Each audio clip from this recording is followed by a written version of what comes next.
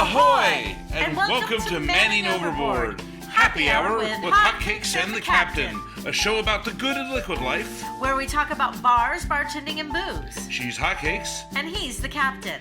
Thanks for coming aboard. Now, let's go overboard. Ahoy and welcome to Manning Overboard. Happy Hour with Hotcakes and the Captain. I'm the Captain, Rich Manning, and with me as always is my beautiful, talented, and lovely wife, Heather Hotcakes. Hi. So, Hotcakes, what are we drinking today? Well, as we do in all of our episodes, we drink in honor of our guests. Woo-hoo. So, for you, Yes. I made the Louisville. Nice. Because our guest created this cocktail, and it is the official name. It is the official cocktail of Louisville. It is Knob Creek bourbon, a little Chenar, a little dry curacao, lime juice, and cinnamon syrup. That sounds delicious. It looks like I'm going to slug this one back. Sorry.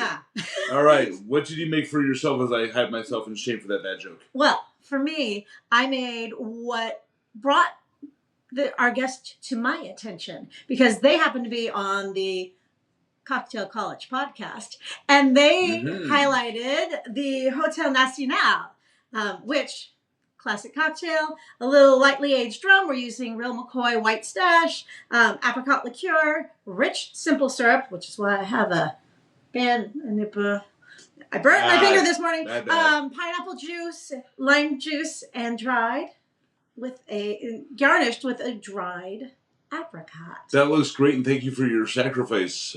You're welcome. Lovely finger. You're welcome. It's fine now. But before we drink this, oh wait, that's your line. Why don't we ask our guests what they are drinking and introduce them first? Yes, I swear we have not drank yet today, so this is why we want to get to this. So today's guest is Baker Gonzales, lead bartender at Epiphany in Louisville, Kentucky. It's hard to miss Baker when she enters a room. Her bright, boundless energy is downright infectious, and she has one of the most distinctive styles in the game. I mean, seriously. We love a brand. It is so good. You are so on brand all the time. She backs the style up with a whole lot of substance, though. She does. This Cap Runmuck alum and U.S. Bartender Guild representative cracked the top 30 in the prestigious world-class U.S. competition this year. Woo! She also constantly lends her time and talent to a wide range of pop-up, collaborative, educational, and educational events. When she's not teaching and uplifting fellow bartenders or empowering other women to advance their careers in this industry, she's overseeing a bar program built on bringing the farm-to-table culinary philosophy to the drinks world.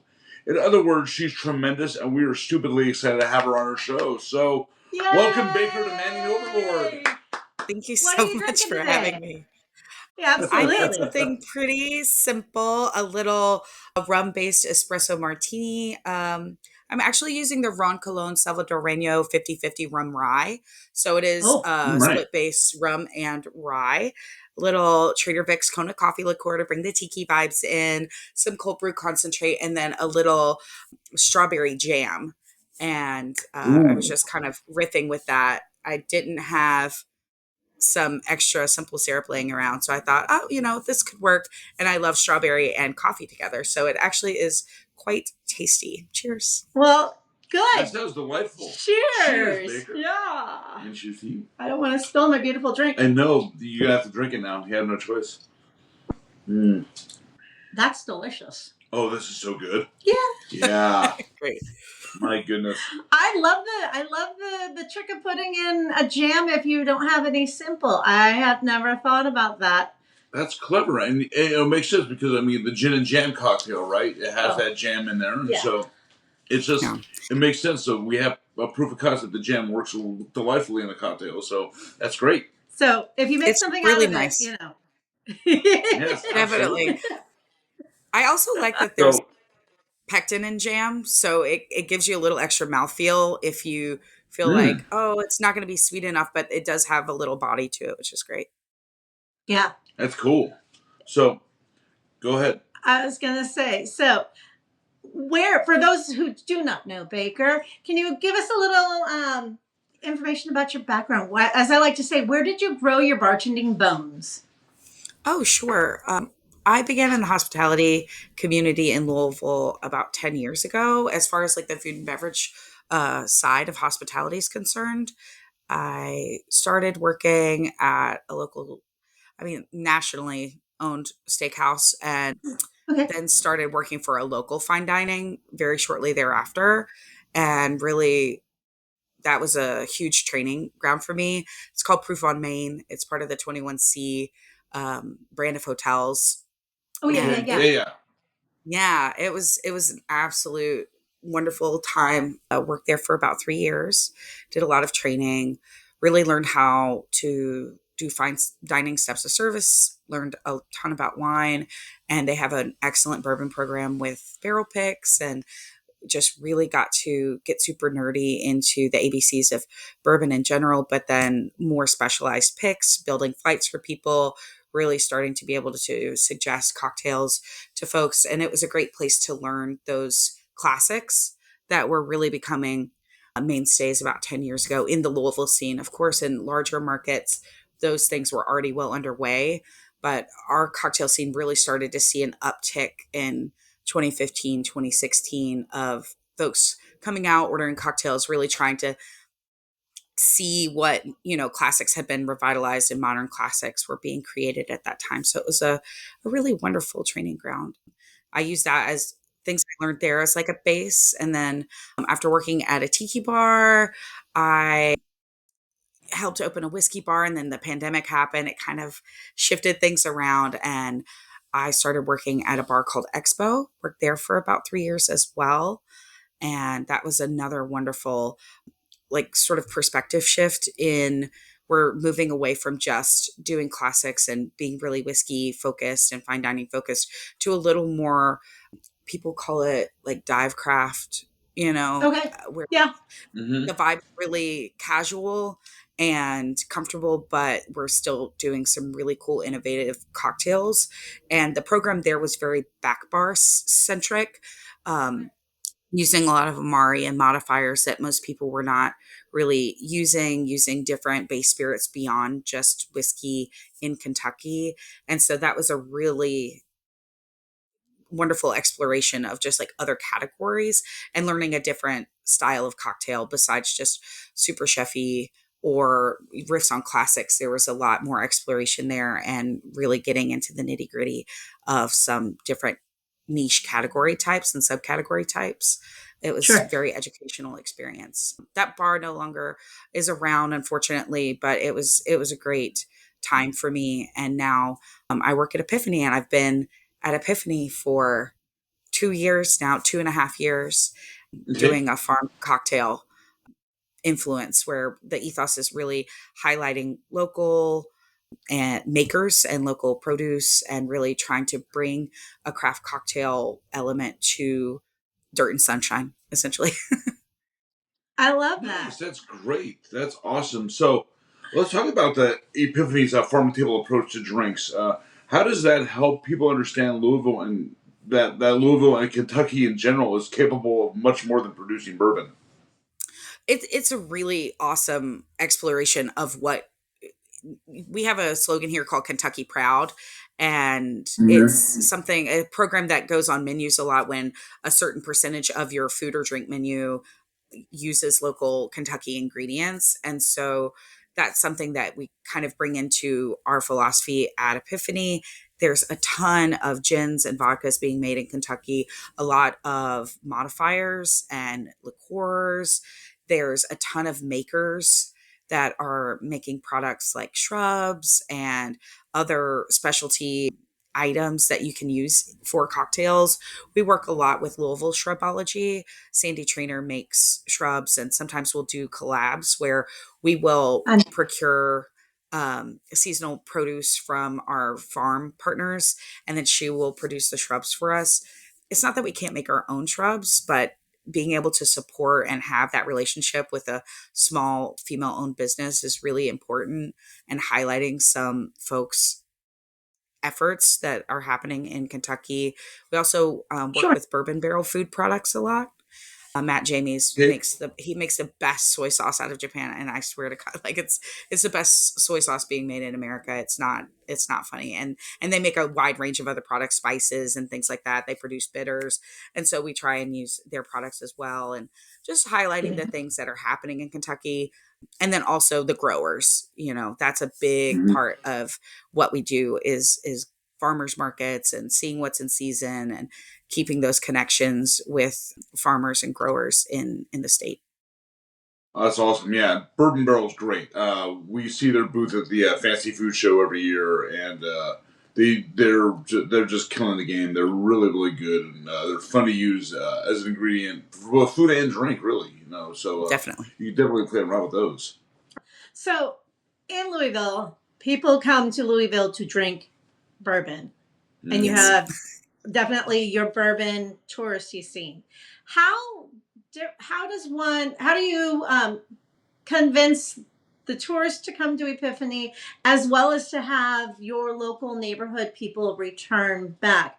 Are there differences between those two approaches, or do you kind of just do the same?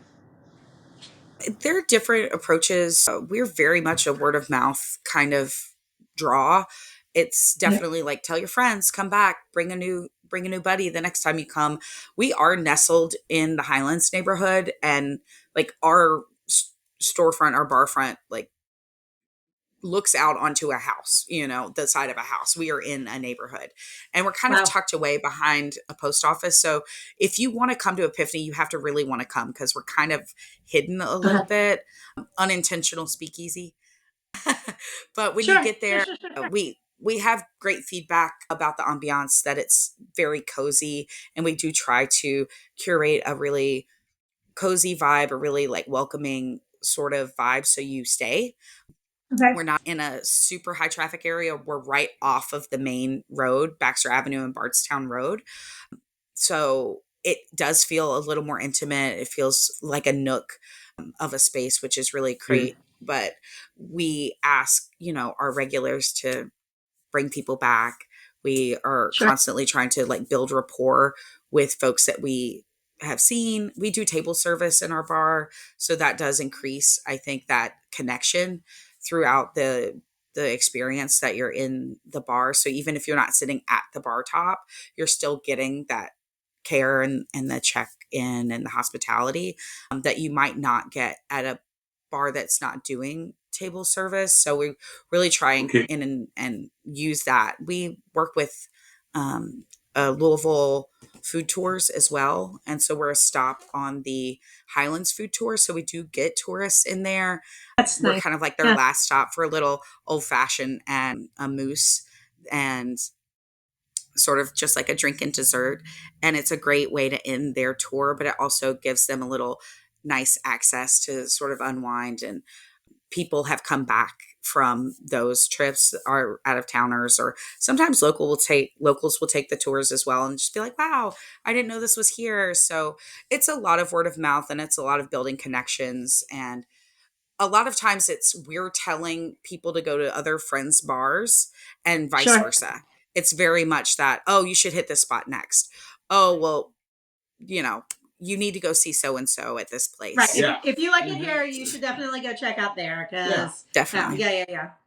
Which we love. There have been multiple times, and I don't know if you all do it or not, but there have been multiple times where we've gone into city bar, and at the end of it, here's our list of friends and family for the things that we like to do in the city, and we can guarantee that you will have a good time here. And I mean, that's the key to the city. Like, absolutely. That's And what's cool is I've also seen this happen at a few bars now that they've actually started printing that list of friends and family on the actual menu.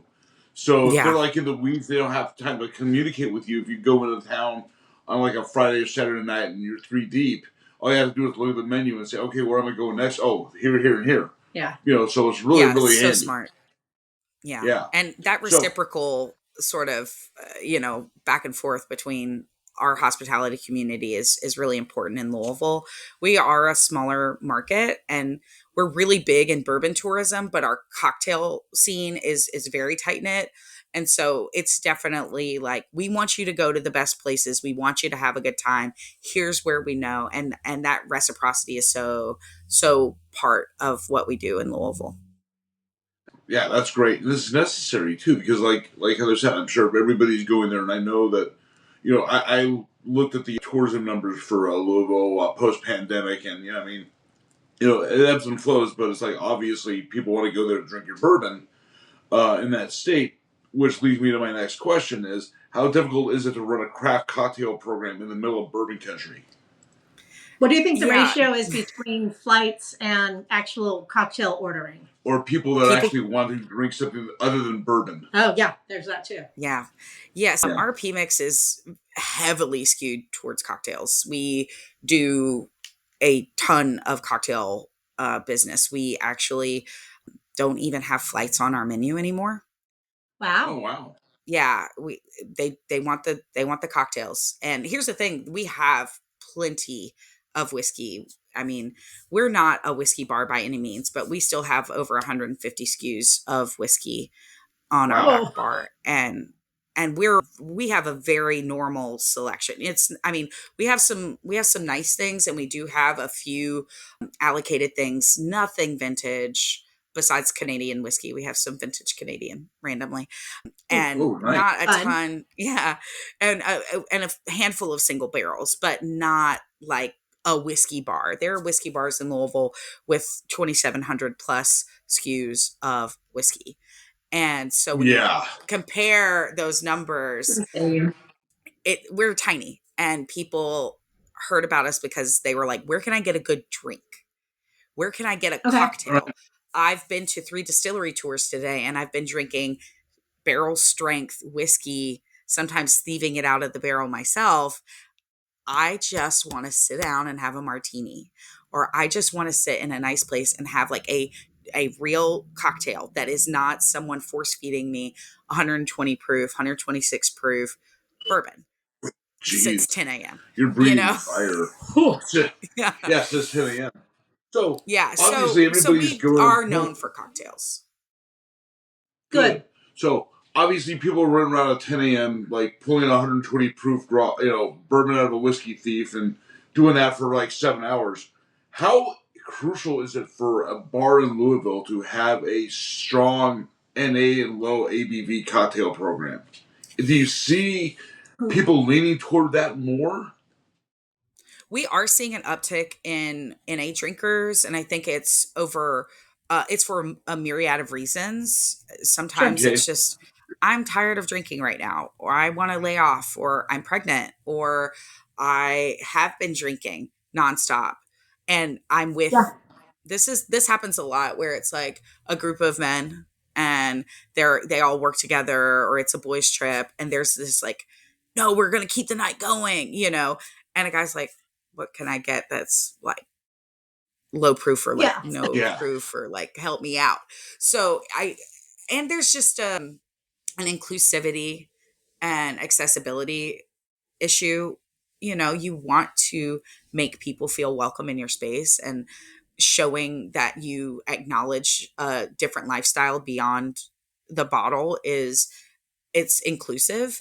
I also think it's really important that if available, there to be some kind of food option.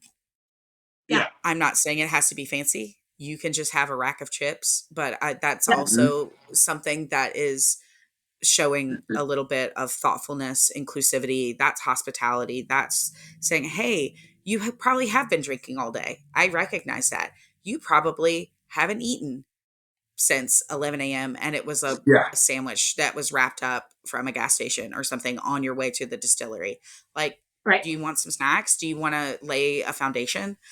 Because we do want to care for people, and I like to do that responsibly. So having the option to switch on and off, having the option to not drink, having the option to just come in and get some food. That's great. If you are on a date and you're a non-drinker, or you just, because a lot of folks are like, I don't drink sugar. I don't, and it's really hard to make anything with no sugar, but I've got food. Like, you want to have a little snacky poo. Yeah. And so I think having options for folks to enjoy responsibly and enjoy kind of like tailor-made to whatever is going on is really important. And I think the bars in Louisville do a fairly good job. Even like our local dives have great NA options. Like, that's I'm awesome. thinking specifically of like, Yeah, like the Pearl, you can go, and they're a 4 a.m. bar. They're 7 days a week till 4 a.m. And you can go and just get something NA, and they have multiple NA options. Yeah, we're a 4 Duly a.m. noted. town. So, Okay. yeah, Louisville, you can definitely find some bars that'll be open to the wee hours. And one bar in Phenomenal. particular, I'm thinking of a handful of them, they're open from 6 a.m. until 4 a.m. 4 a.m. Oh, let's rock and roll. By the way, Bring me back. the Still Spirits House is going to be there in March. Yeah. Anyway.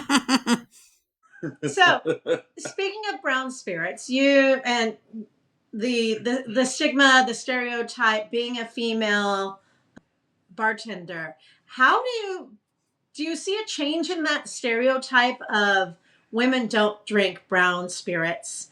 Brown spirits are a men-based spirit to go to. Do you see a change in that? And are you doing anything to help encourage that?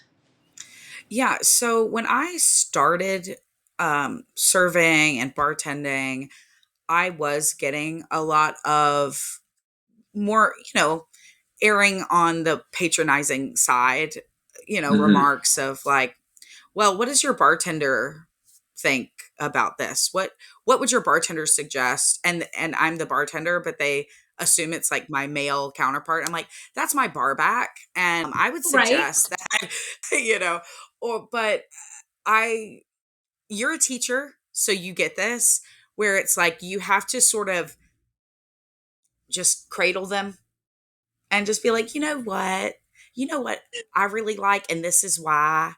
And you just really lay on the cute. The accent comes out. Yeah. Yeah, the accent comes out. We're really getting very super hospitable with it, but dropping a few key notes either on flavor or production style or something special about whatever you want to suggest. It really immediately centers you as the expert.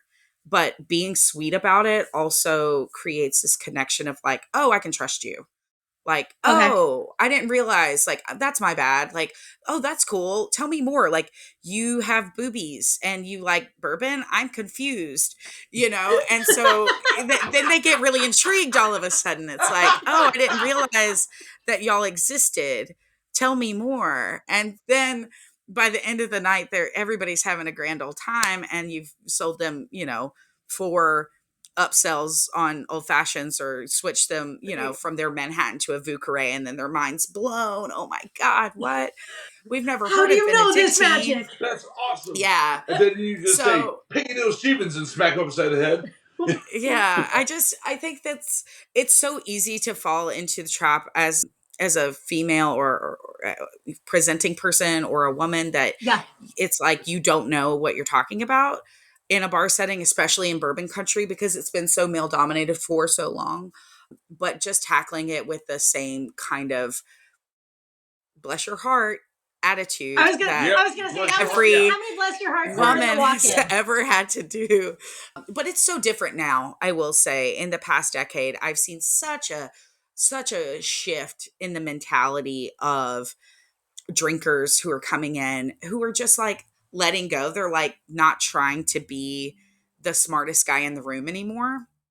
I think that was something that was really popular right before COVID. Like I was seeing in 2016 to 2019 that the guests wanted to demonstrate their own personal expertise and kind of flex that knowledge. And I was like, that's great. I'm so glad you know about the bottled and bond regulations. Like that's so cool. But do you want help or do you already know? Because if you already know, we can just get the order in right now.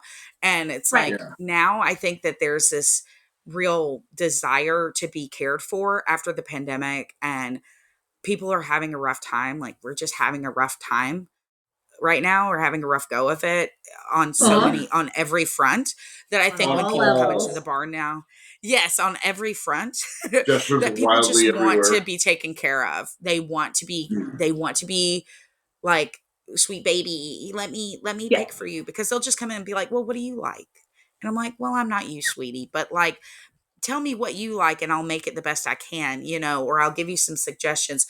And people are a lot more amenable to taking suggestions from women now. I think it's a lot more commonplace to see female bartenders. We're seeing a ton of female leadership in the bourbon industry specifically. Yeah. Female Mhm. master distillers, master tasters, global brand ambassadors who are women. And this is not just in bourbon. This is like, industry wide, but Sure. it really does make a big difference in a legacy spirits production state like Kentucky, where it has been so male dominated and so male centered. And, it's by men for men kind of vibe for so long, to see this huge shift.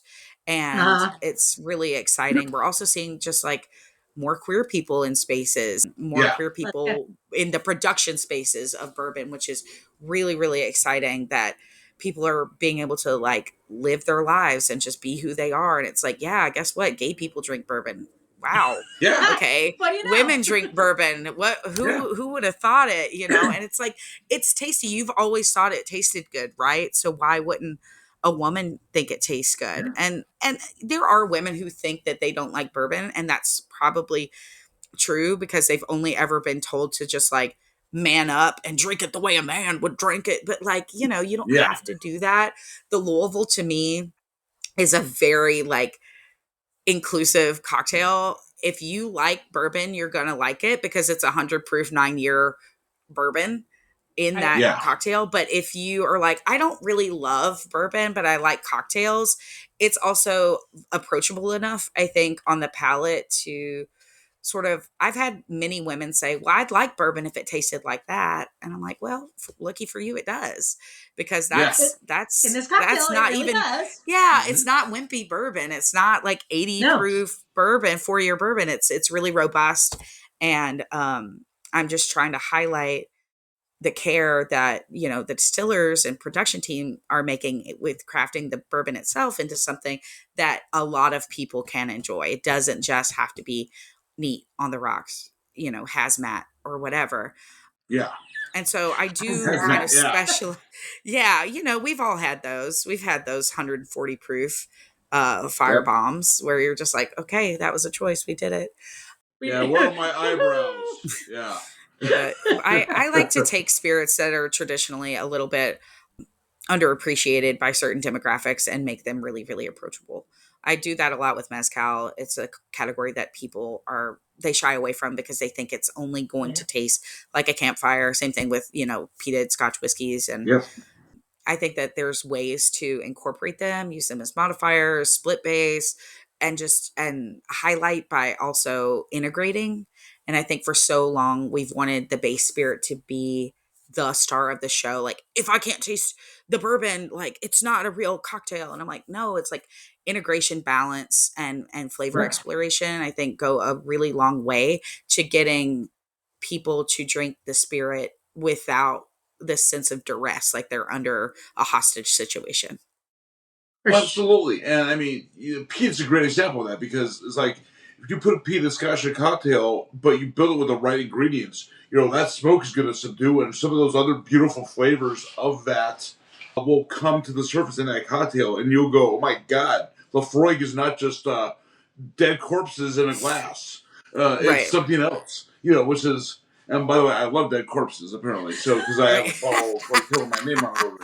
But no, it's also interesting because, every year when I see these gift lists coming out as a writer, I get a whole lot of pitches for gift things and gift for this, gift for that. And so often it's all gifts for men, bourbon, alcohol, hard stuff.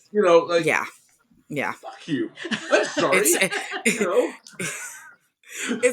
I do think that we are still, I think we're trying to like get away from the gendered glassware thing, but the gendered spirits really hasn't gone away completely.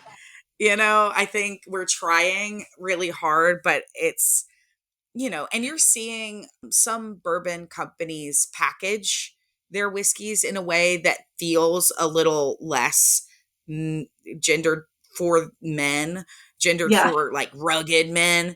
But then I also see other companies like really leaning hardcore into that. And I'm like, you just don't want women to drink your spirit.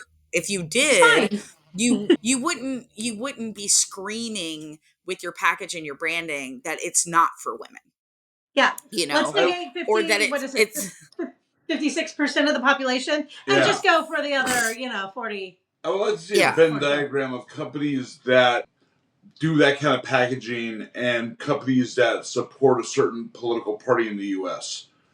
Yeah, I'm sure I'm sure I'm it's a sure they're circle. probably tied, but I think Yeah. that, and it's just silly because you could have a whole different demographic. You could be breaking through to more drinkers, because here's the thing, like, if we're going to be really honest, drinking is on a decline. Yeah. And bourbon drinking is on a decline. I'm not saying Yeah. we're like the bourbon industry is tanking, but we're seeing a shrinkage. And if you are, you know, sequestering yourself to less than half of the population, much less the drinking population, you're really kind of shooting yourself in the foot, because we also have to think about expendable income. It's not just how many drinkers there are, it's what's the demographic of like how much money people are making. And women are really on the rise with their expendable income. Mm-hmm. And you're not tapping into people with purchasing power. And it seems really silly to do that just because you want a titanium stopper that looks like it belongs on a car or something. You know what I mean? Like, Yeah. I just think it's very fun. But you wouldn't see that happening with like a woman owned brand. Like if you look at Forbidden whiskey, Marianne Mm-hmm. Eves, she has a beautiful bottle. It's very luxe.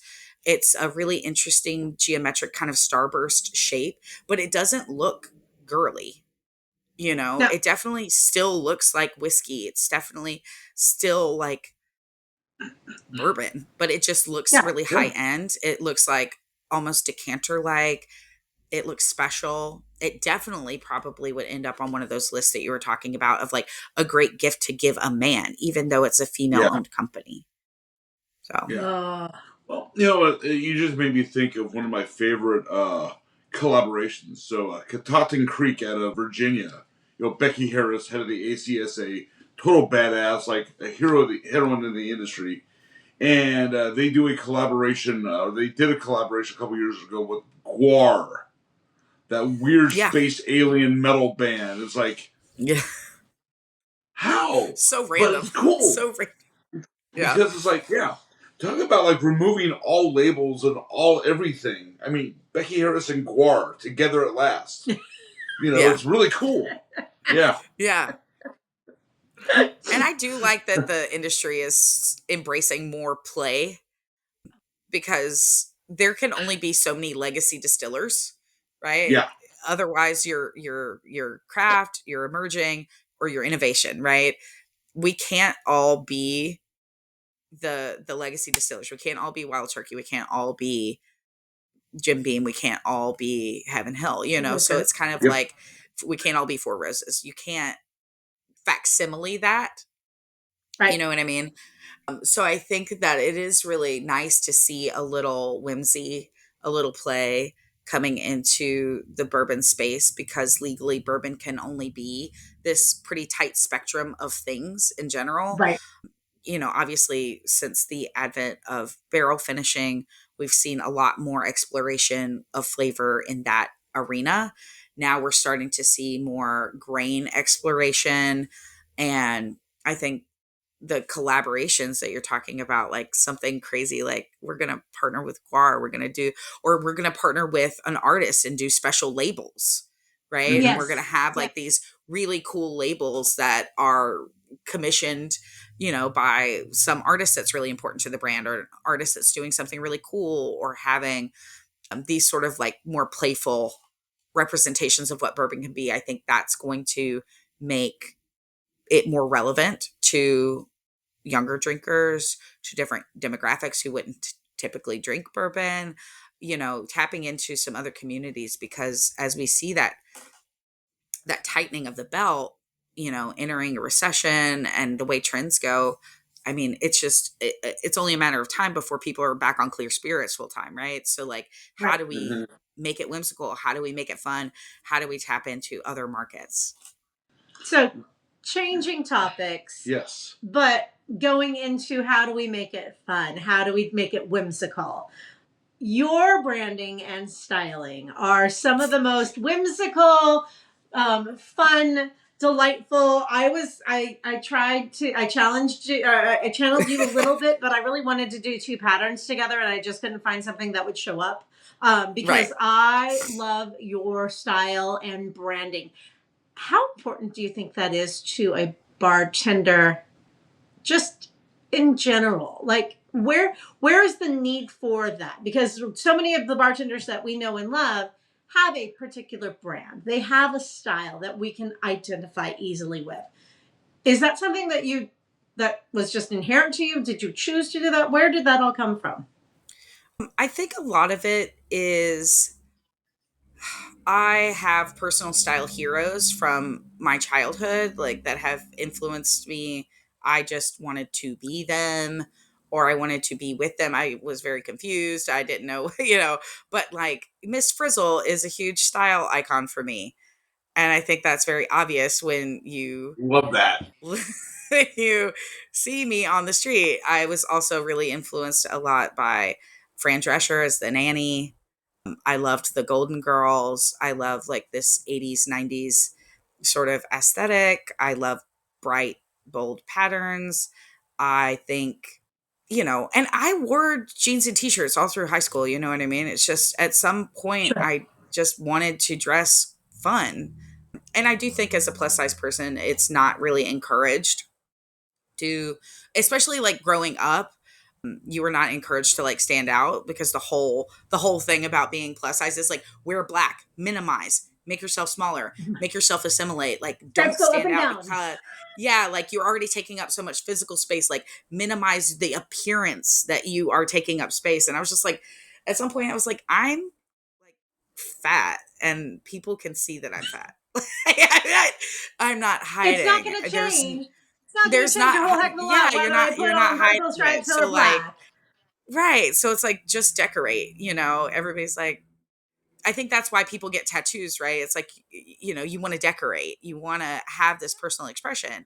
Same thing with like haircuts or dyeing your hair. And I'm just like, yeah, to me, clothes are an extension of who I am as a person. I think people like to sort of give that outward appearance of like, you sort of know the vibe, right? Where if you don't like bright, colorful people, you're not going to like me because I'm bright, colorful people. Right, And I Yeah. do right. think that behind the bar, there's multiple camps. I have best friends who only wear black Sure. all day, all time. They're very chic. Yeah, They're, yes. they're they look great. And then I have other friends who wear black that are very grungy, and they want to display that their personal brand is like thrash or grunge or a little grimy. And I work in a dive bar, so of course I'm gonna wear black jeans and a hoodie, and like, and I'm Right. like, yeah, totally, it's whatever you want. And I don't know how quote important it is as a bartender, but I definitely think it's important as a human. We are very lucky to have freedom of expression. We're very lucky that we don't have to wear certain things or express ourselves in certain ways. And I'm taking full advantage of that because I know Love it. how few people get to do that. Sure. Mm-hmm. And I also like to thrift. So, like, almost all of my clothes, minus the undergarments, are thrifted. That's amazing. Very cool. And it's really fun, but it also is like, yeah, these are cool. These are special. These are one off. These are somebody's dead grandma's clothes. And I'm so Right. like excited to be rocking it because it saves it from the landfill. There's like an ecological perspective to it. We're saving money because it's typically a lot cheaper to buy clothes in Mm-hmm. a thrift store or out of the bins than it is to go. And I used to be in fashion school and took a like business of fashion class and really got to pull back the curtain on the environmental impact of the fashion world, specifically fast fashion, and also, like, let's just be honest, like, the fashion world is very fat phobic I still. was going to Yeah. say. And so it's you know, it's really hard to reconcile yourself to being a part of it. That's why I was like, oh, I don't think I can be a designer, because sustainable fashion is too expensive to actually be sustainable for people to afford. And Sure. I don't really want to end up contributing to this gross amount of waste. And I mean, the hospitality industry has its own problems when it comes to waste. We're like the number Yeah. one producer of like glass waste in all sectors. And I think that there's things that, you know, there are initiatives that are happening all over that are trying to kind of mitigate some of that. But yeah, from a personal branding perspective, I like people to feel comfortable remembering meeting me. It's hard to remember meeting people. It When you're in the is. hospitality industry, you're meeting a bajillion people every day, even just by Yeah. working in your bar. And then you start going to events and you start going to cocktail weeks and meeting folks out of town, and you're seeing them in different places, not where you first met them. And it's like, how easy can we make it for people? You know, I have red hair down to my butt and I dress like, you know, a crazy gay aunt. So like, I don't know how much easier I can make it for you, but I also think it is a little bit of a recognition. It's like, oh, I think I met you this one time, and I was like, maybe you probably did, and it also I'm just sorry, I makes don't people remember. Yeah. right. Yeah. It makes people feel a little more at ease sometimes. I think because they're like, oh, this person isn't going to be mean to me. They're dressed like Miss Frizzle, you Right. know, Yeah. like. Yeah, like how scary can you be? And I think that bartending, like the act of being a bartender, can be an intimidating position to hold, because folks come in really not knowing what the hell is on the menu. They don't know what the ingredients are.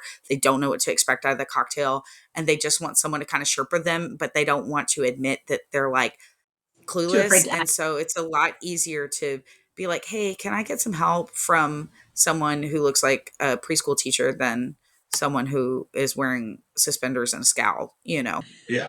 So Oh, it is a totally. little bit of a hospitality thing too. There's like an openness and welcoming quality, I think, that I try and emit with my style and with, you know, when I'm meeting people.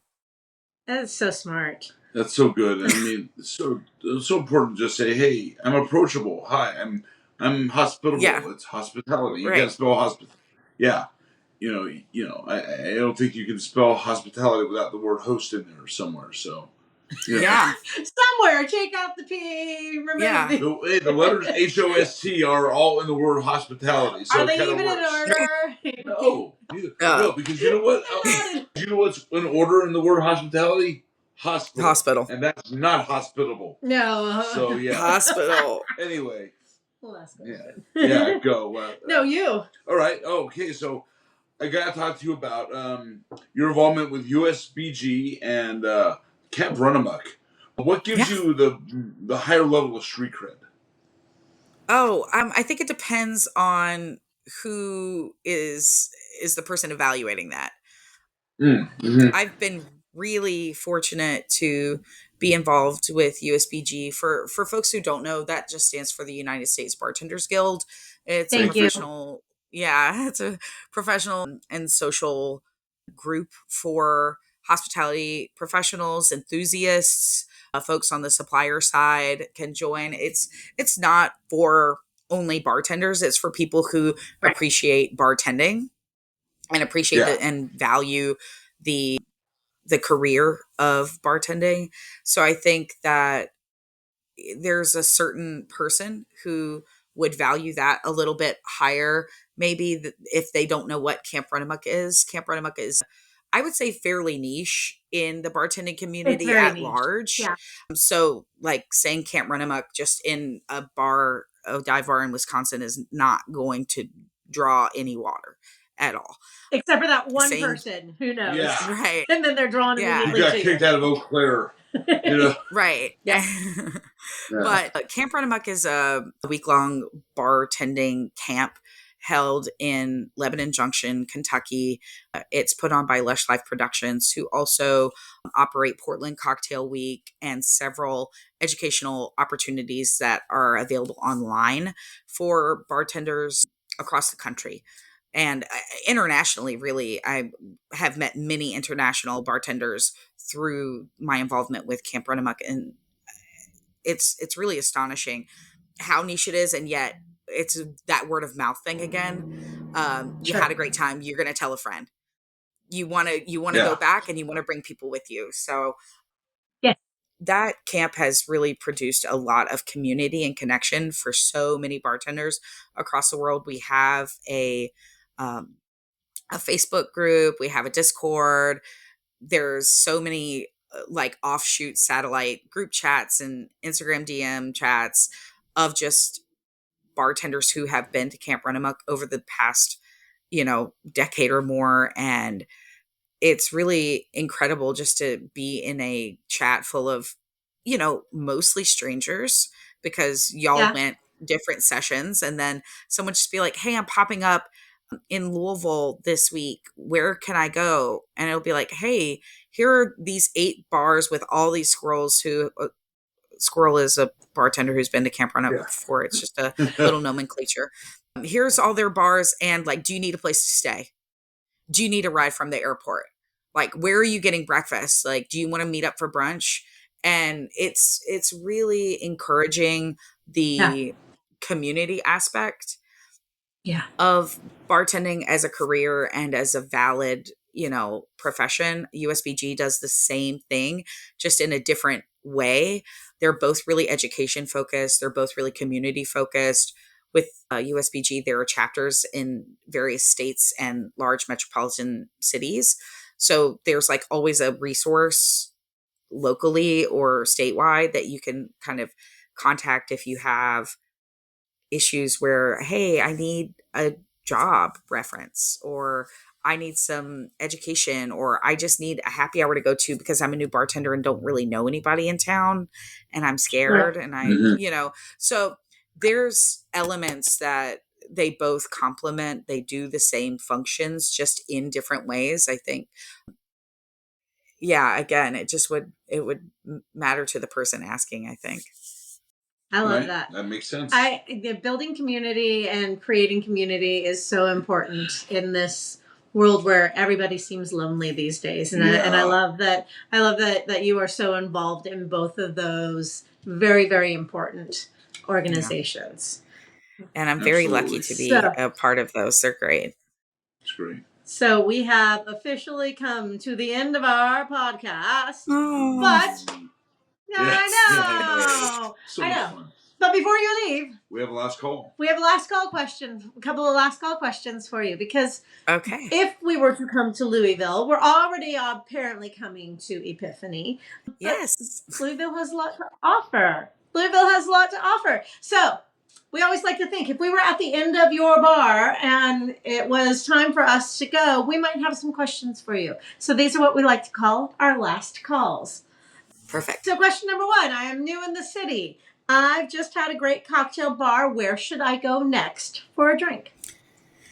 So I would ask, do you want to keep drinking cocktails, or are we switching to something a little more casual? If you want to keep drinking cocktails, I would definitely send you to Tartan House, which is really close to Epiphany. It's probably a 3-minute drive. You could walk if you were feeling like you wanted to get some exercise. But they're a wonderful bar that's co-owned by a former squirrel as well. So nice. Scotch focus, but they do really great cocktails. The space is gorgeous, and they have such a beautiful ambiance there. They stay open a little bit later, which is nice. And then they're walkable to some other spots. I would also maybe shout out Yahtzee, which is right around the corner from Tartan House, as like a place to kind of finish the night if you're going to bounce a little bit, because they stay open late as well. And they do sort of like boat drinks and hot dogs and oysters. So it's like a really fun atmosphere. Yeah, definitely a place to go and relax and have a fun tiki drink. And they've got a great pina colada, you know, in the frozen machine, and they do a really lovely jungle bird jet pilot combo cocktail, and just have a little fun. snack. And that way you can kind of get a sense of two different perspectives on bartending within the same block, which is really fun. There's also Vietnamese fast casual restaurant with a bar in the back. It's called Moondog. That's right in between the two. Ooh. So it's a three-fer, and the fun. cocktails there focus on Asian and Vietnamese specific ingredients. So that's really fun to get all these different perspectives right in a row. That's a great little block. And then if you wanted to do something a little more a neighborhood bar dive, or like really get into the meat and potatoes of like getting into one of the neighborhoods, I'd probably send you over to the Germantown neighborhood to hit up the Pearl. I mentioned that earlier. They're a 4 a.m. bar. They do an industry night every Monday, feed folks for free. It's insanely Wow. enriching for the industry community in Louisville. Love that bar. And you can get cocktails there, which is really cool. If you want to go and have a Gold Rush or a daiquiri, you can absolutely get a classic there. But they have a great beer selection, single barrel program, long bar, very neighborhood, old school bar feel. And then there's several other bars within walking distance. The Merriweather's a great one. And they are kind of like, they're in the same family as Yahtzee. So they also have kind of like a little bit of a boat drink aesthetic, but definitely sort of punk rocky dive vibe to them. So definitely more dive bar, but you can get a great daiquiri. They do karaoke. It's immense, huge patio. So it's a great vibe there. And then Knock Bar is another bar within walking distance that they're open late, and they are very much like, this is a dive bar. This is where you order a beer. This is where you order a shot. This is where you order something on the rocks. Yep. Don't order an old fashioned there. Don't ask for anything like cocktaily. Any special It's definitely pours, just, yeah. I mean, they have a great selection. My personal order at Knock Bar is a 50-50 of Bronca Menta and Rumple Mints on the rocks. That's what I get there. And it's very, very, very good. Don't knock it until you try it. Interesting. That just sounds like mint on mint. So I'm kind of curious. Yeah, it's like mint two ways. Yeah. But it's really delightful. It's very refreshing. It's a great like after dinner drink, you know, into the night, kind of hits a few of those points, but it's like a way I can have a cocktail without it being a cocktail, you know? Sure. Which is nice. All right, But so where am I going those for a bars burger? are great. Burger, Where I am would I going say for a burger? Shahar. For me, it's Shahar Cafe, which is in the Shelby Park neighborhood. Okay. They have a What makes bunch the of burger different good? styles. It's a honkin' burger. And the couple that run the establishment are so sweet. They're a young couple. It's an immigrant-owned business in the middle of a beautiful residential neighborhood. It's walking distance to a lot of places, and they're so sweet. And the food bangs. It's just really good. I love it. Outstanding. Now, I'm going to preface this one. If you were not doing a distillation tour, what is something, if you had a free afternoon, that I should be doing in Louisville? Cherokee Park is gorgeous, and it's massive. You could definitely get lost in there. The trails are really beautiful.